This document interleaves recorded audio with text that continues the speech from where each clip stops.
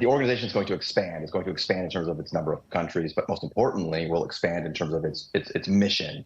It will start to move beyond its traditional focus on things like counterterrorism, law enforcement, climate security, energy security, et cetera, into a broader remit that covers things like trade, things like investment, things like development in certain member countries. But with that said, as the mission expands and the members grow, the challenges will become more significant for the organization to maintain sort of an internal coherence, an ability to actually move the needle on any policy matters at a substantive level. And so we believe they'll become more prominent.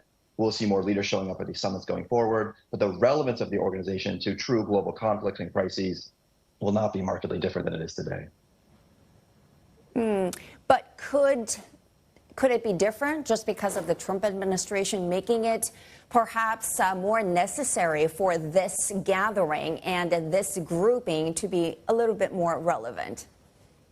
Well, absolutely. The SCO has changed a bit, or there's more focus on the organization now, given the backdrop of the Trump organization or the Trump administration. It's interesting if you pay attention to the readouts of the bilateral meetings that are taking place on the sidelines.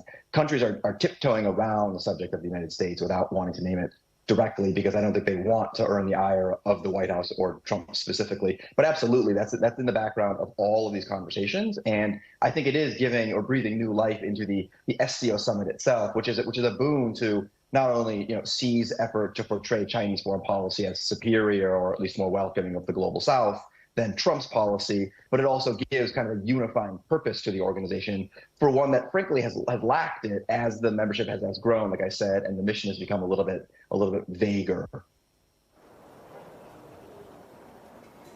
And I want to turn to two high-profile visitors at the summit, Putin and Modi. How do you see the China-Russia-India relationship playing out, and with China and India, of course, being two top buyers of Russian oil, and that has attracted the attention of President Trump. So how do you see these three powers moving forward in this dynamic? Well, it's a very interesting question, and you're absolutely right. We think that the most important outcome of this summit will be the summit that already took place between President Xi and Prime Minister Modi. We think that India is using this opportunity opportunistically to send a signal indirectly to Washington that it has strategic options, not only in Beijing, but also in Moscow. It also is a continuation of the diplomatic thaw that has been in place for the last year between the two countries, which has seen a resumption of visa issuance, direct flights, increasing trade, lowering of investment barriers, et cetera.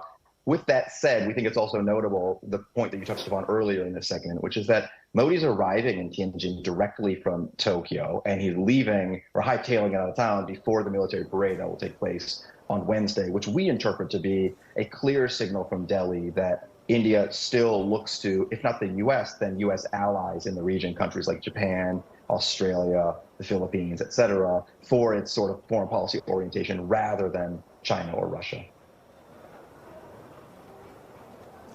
And also with the parade coming up, although the SCO has been focused on security, it's one of the founding principles for the summit. But do you see that broadening? How do you see sort of the SCO evolving as, I don't know if we can call it a bloc, but sort of as a grouping?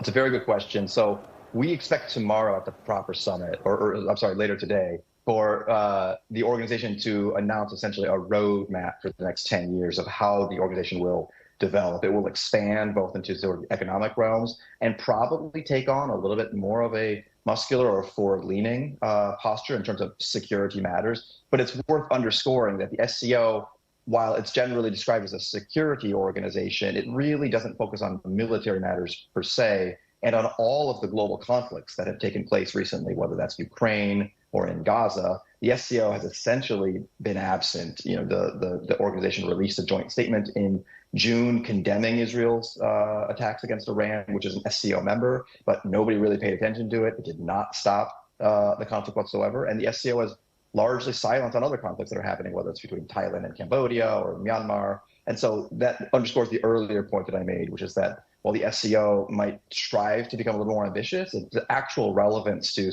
global security matters is relatively limited. Yeah, and staying on the economic point too, a lot of these countries, they have economic relationships with China, and with China being the dominant force in a lot of these cases, whether it's Russia, it's India, or Southeast Asia. So how do you see sort of the economic side of things playing out too? Because we aren't expecting a lot of substantial economic agreements, but will this be a venue for really deepening that? And also, are there concerns by these members about perhaps having to have that good relations with China because of its economic power, but also avoid being over-reliant on the country?